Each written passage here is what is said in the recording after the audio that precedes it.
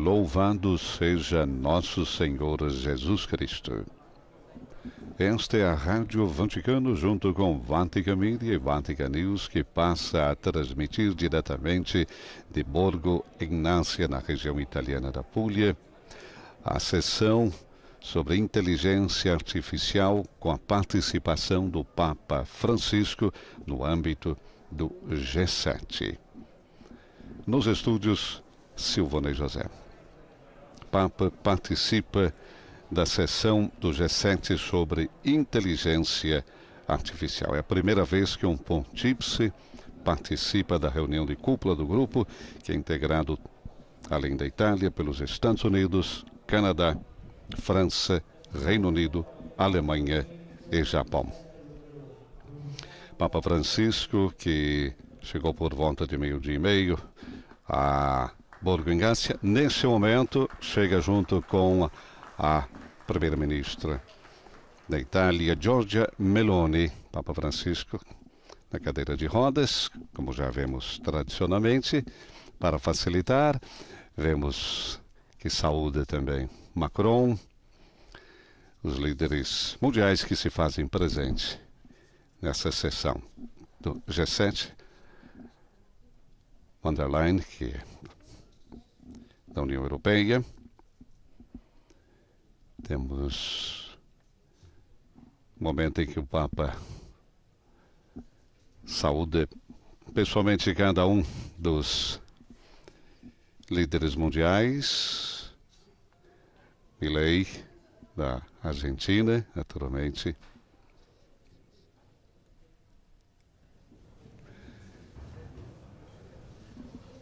Biden, vemos agora o Papa que saúda Biden também.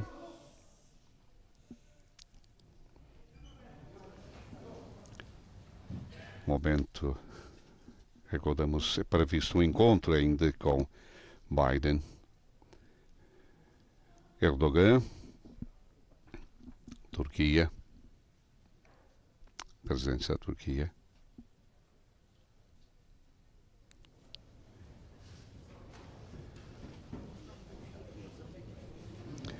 O rei da Jordânia, que naturalmente fala de continuar. É a saudação que o Santo Padre faz a cada um dos líderes mundiais que se fazem presença. Presença e o abraço também ao presidente brasileiro, Luiz Inácio Lula da Silva, o primeiro-ministro do Canadá, Trudeau, Justin Trudeau. A cada um deles o gesto de carinho e afeto também por parte de Papa Francisco, que agora também é presidente do Banco Mundial. O Papa gira em torno da grande mesa com a presença de todos que se fazem presente nesse encontro. Papa Francisco, recordamos, é a primeira vez de um pontífice que participa da reunião de cúpula do grupo. Agora o primeiro-ministro, inclusive inglês, do G7. O Papa aceitou o convite da primeira-ministra italiana, Giorgia Meloni. Agora também com o primeiro-ministro da Índia. Um abraço caloroso com os líderes mundiais que se sentam ao redor dessa grande mesa, com a participação de países que foram convidados. É o G7, recordamos, integrado por Estados Unidos, Itália, Canadá, França, Reino Unido, Alemanha e Japão. Aguardamos então o discurso que fará Papa Francisco nesse encontro, nessa sessão do G7 dedicado à inteligência artificial. Momento único na história, vamos dizer, e que podemos transmitir ao vivo através das redes sociais, através dos nossos instrumentos de comunicação, através do rádio, da televisão. Guardamos então o discurso que fará Papa Francisco.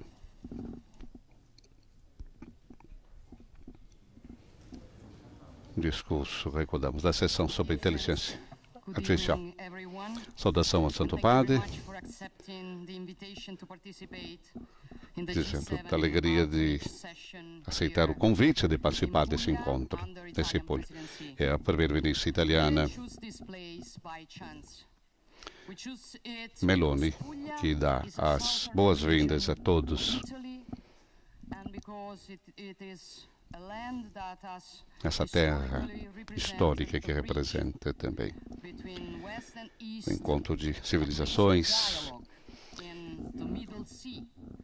uma terra de diálogo, recordando um pouco a presença também dos países presentes nessa sessão do G7.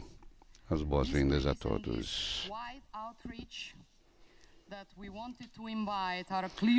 Recordamos que Papa Francisco vem a participar desse G7 que é organizado pela Itália, atendendo ao convite precisamente da presidente do Conselho de Ministros da Itália, Giorgia Meloni, que convida Papa Francisco para vir nesse encontro, e o Papa aceitou e se faz presente hoje então. O Papa que irá, como disse, agradecendo a presença do Santo Padre por ter aceito também o convite da Itália, uma presença que em outras ocasiões disse a primeira-ministra Meloni, sua presença dá brilho à nossa nação e a todo o G7.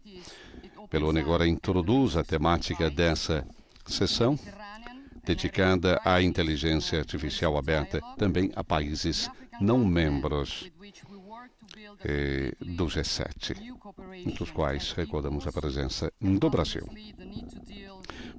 Em outra ocasião, já falava a primeira-ministra Meloni, que estava convencida de que a presença do Papa irá poder contribuir decisivamente para a definição de um marco regulatório, ético e cultural para a inteligência artificial. A inteligência artificial será o maior desafio antropológico dessa era.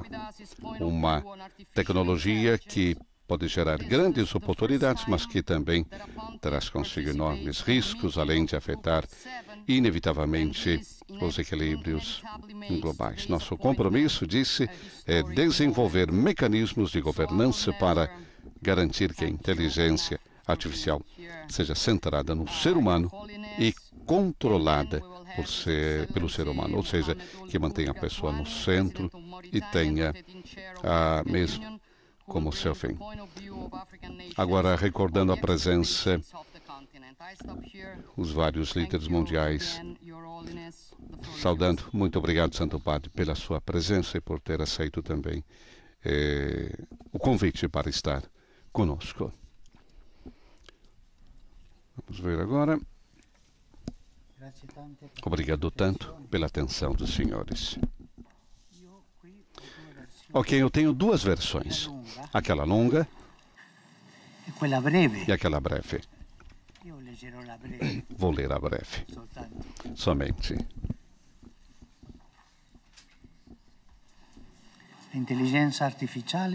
A inteligência artificial é um instrumento fascinante e tremendo. Saúdo todos vocês, líderes do Fórum Intergovernamental do G7. Saúdo a onorevole Giorgia Meloni. Saúdo a secretária da União Europeia. Saúdo presidentes, reis e todos vocês que estão presentes. A reflexão sobre os efeitos da inteligência artificial sobre o futuro da humanidade. A Sagrada Escritura afirma que Deus deu aos homens o seu Espírito para que tenham sabedoria, inteligência e conhecimento em todo tipo de trabalho. A ciência e a tecnologia são, portanto, produtos extraordinários do potencial criativo de nós, seres humanos. Bem, é a partir da utilização desse potencial criativo que Deus nos deu que vem à luz a inteligência artificial.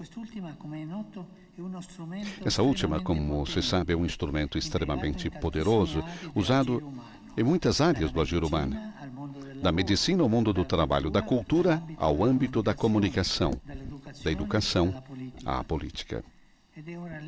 E agora, é lícito presumir que seu uso influenciará cada vez mais a maneira como vivemos, nossas relações sociais e, no futuro, até mesmo a maneira como concebemos a nossa identidade como seres humanos.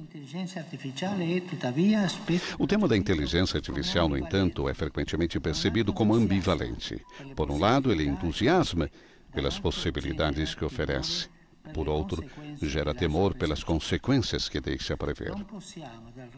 Além disso, não podemos duvidar que o advento da inteligência artificial represente uma verdadeira revolução cognitivo-industrial que contribuirá para a criação de um novo sistema social, caracterizado por transformações epocais complexas. Por exemplo, a inteligência artificial poderia permitir a democratização do acesso ao conhecimento, o progresso exponencial da pesquisa científica, a possibilidade de delegar às máquinas trabalhos árduos, mas, ao mesmo tempo,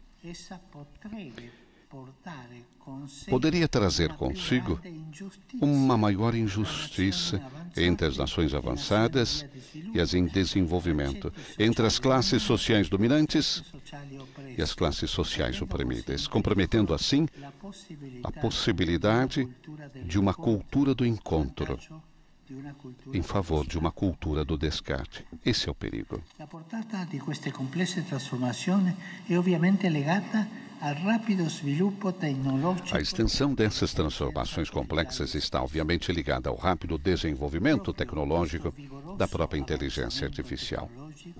Exatamente esse vigoroso avanço tecnológico que torna a inteligência artificial um instrumento fascinante e tremendo ao mesmo tempo, e exige uma reflexão à altura da situação. Nesse sentido, talvez seja possível iniciar da observação que a inteligência artificial é, antes de tudo, um instrumento. E vem espontâneo afirmar que os benefícios ou danos que ela trará dependerão do seu uso. Isso é certamente verdade, já que esse tem sido o caso de todas as ferramentas construídas pelos seres humanos desde o início dos tempos. Essa nossa capacidade de construir ferramentas em uma quantidade e complexidade inigualáveis entre os seres vivos faz com que se fale de uma condição tecno-humana. O ser humano sempre manteve um relacionamento com o ambiente, mediado pelos instrumentos que aos poucos produziu. Nós, seres humanos, de fato, vivemos em uma condição de ulterioridade em relação ao nosso ser biológico. Somos seres desequilibrados em direção ao que está fora de nós, na verdade, radicalmente abertos ao além. E é aí que se origina a nossa abertura para os outros e para Deus.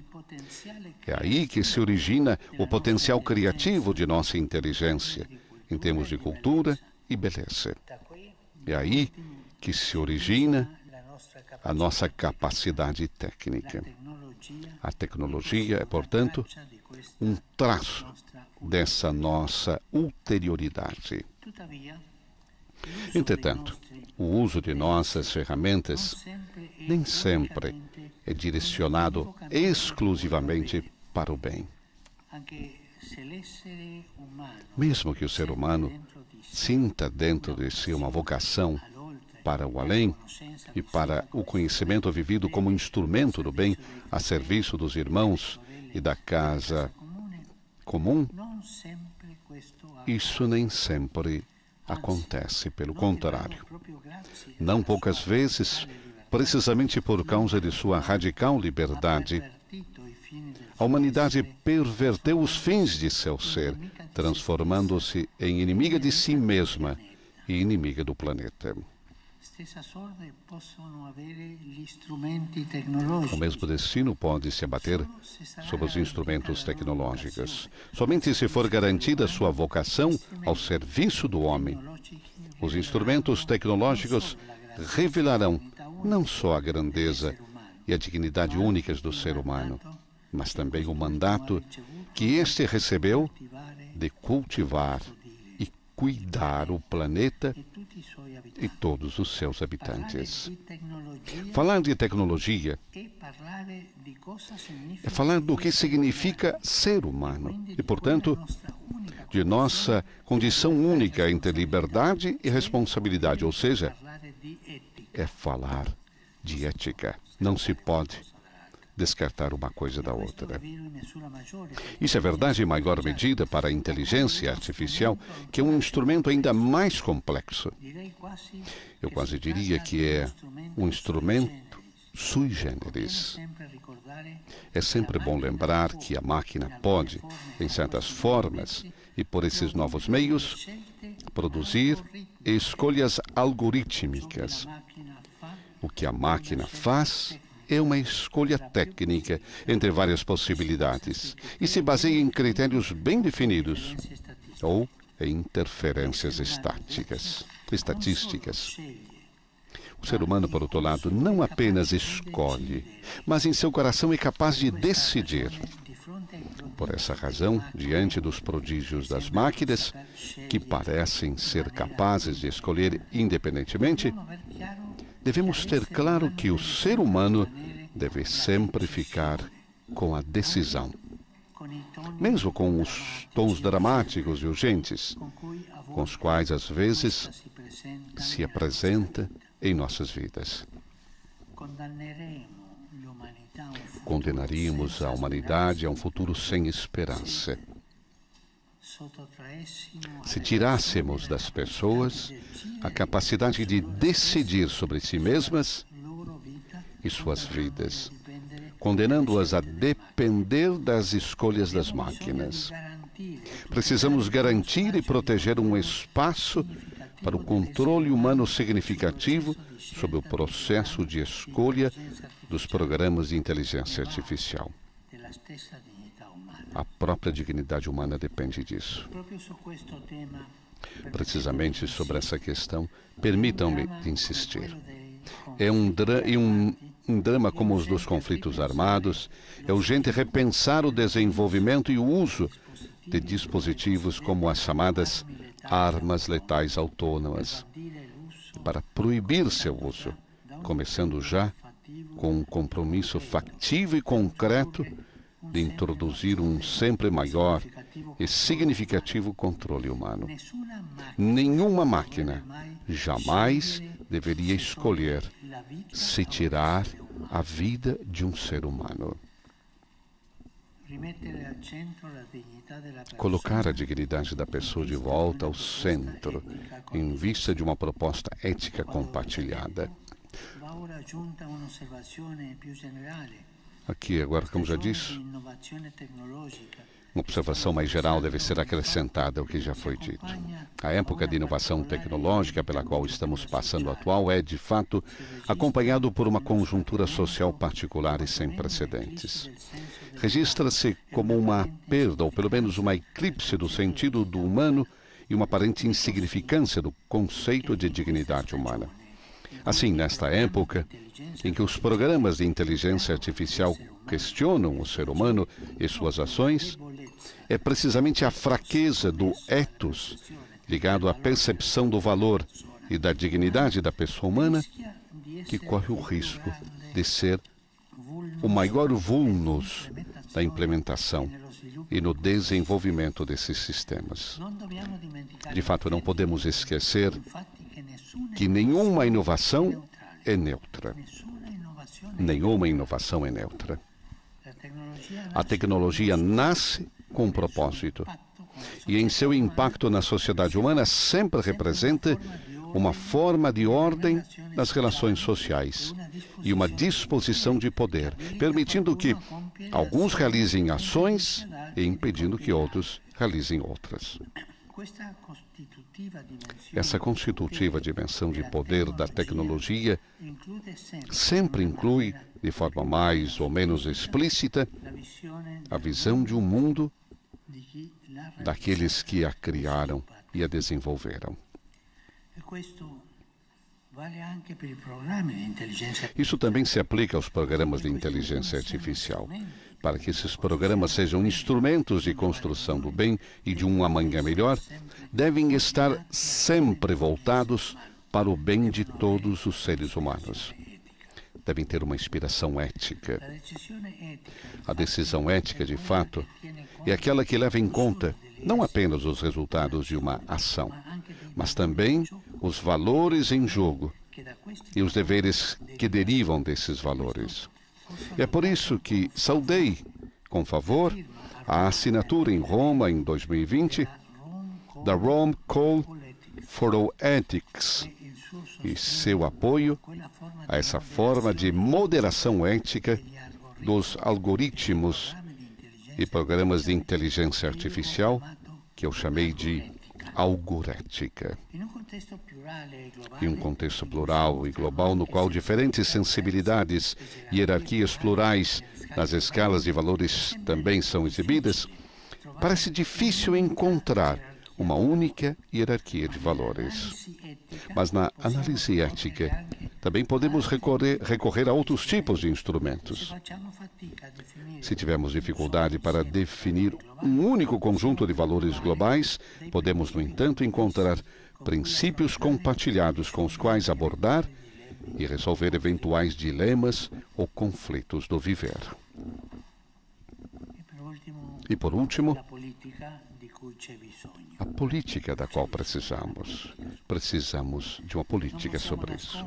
Não podemos esconder o risco concreto, já que é inerente ao seu mecanismo fundamental, de que a inteligência artificial limite a visão do mundo a realidades expressáveis em números e encerradas em categorias pré-empacotadas, eliminando a contribuição de outras formas de verdade e impondo modelos antropológicos, socioeconômicos e culturais uniformes.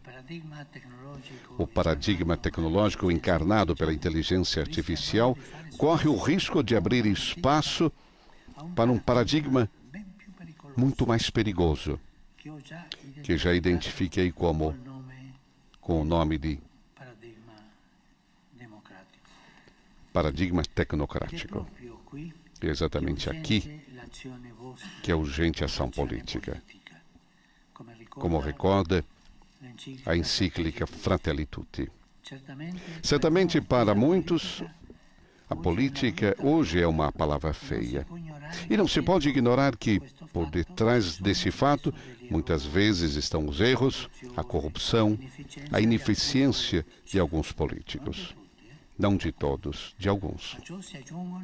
Somam-se a isso as estratégias que visam enfraquecê-la, substituí-la pela economia ou dominá-la com alguma ideologia. E ainda assim, o mundo pode funcionar sem política? Não. Pode encontrar um caminho eficaz para a fraternidade universal e a paz social sem uma boa política? Nossa resposta a essas últimas perguntas é não. A política é necessária. Me vem em mente o que um Papa disse sobre a política. é a forma mais alta da caridade. É a forma mais alta do amor. A política serve. Gostaria de reiterar nessa ocasião que, diante de tantas formas de política mesquinhas, voltadas para o interesse imediato, a grandeza política é demonstrada quando, em momentos difíceis, se age com base em grandes princípios e tendo em mente o bem comum a longo prazo.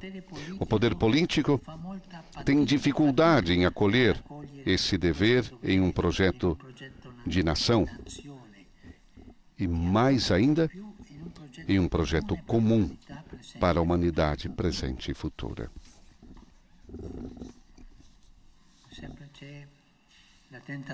Há sempre a tentação de uniformar tudo. Me vem em mente um romance famoso do início de 1900. Romance inglês futurístico que faz ver o futuro sem política. Um futuro como uniformante. É belo lê-lo. É interessante. Prezadas senhoras, distintos senhores. Essa minha reflexão sobre os efeitos da inteligência artificial sobre o futuro da humanidade nos leva a considerar a importância de políticas saudáveis para olharmos para o nosso futuro com esperança e confiança. Como já disse em outro lugar, a sociedade mundial tem graves deficiências estruturais que não podem ser resolvidas por meio de remendos ou apenas soluções rápidas ocasionais. Temos que ir à raiz. Há coisas que precisam ser mudadas com redefinições fundamentais e transformações importantes. Somente uma política saudável poderia liderar o caminho, envolvendo os mais diversos setores e conhecimentos. Dessa forma, uma economia integrada em um projeto político, social, cultural e popular que tende para o bem comum pode abrir caminho a diferentes oportunidades que não implicam parar a criatividade humana. E o seu sonho, a inteligência artificial, seu sonho de progresso, mas sim canalizar tais energias em uma forma nova, em um mundo novo. Esse é exatamente o caso da inteligência artificial. Cabe a cada um fazer bom uso dela. E cabe à política criar as condições para que esse bom uso seja possível e frutuoso. Obrigado.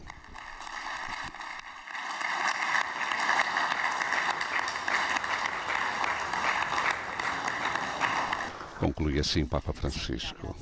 Obrigado mais uma vez por ter aceito o nosso convite. Obrigado pela primeira vez de um pontífice ao G7. Obrigado pelas suas palavras, que são fontes de inspiração para cada um de nós. E obrigado por ter dado a sua disponibilidade em permanecer para ouvir as intervenções de outros líderes. E sabemos que o senhor é muito empenhado, senhor, mas muito obrigado. Nós vamos fazer agora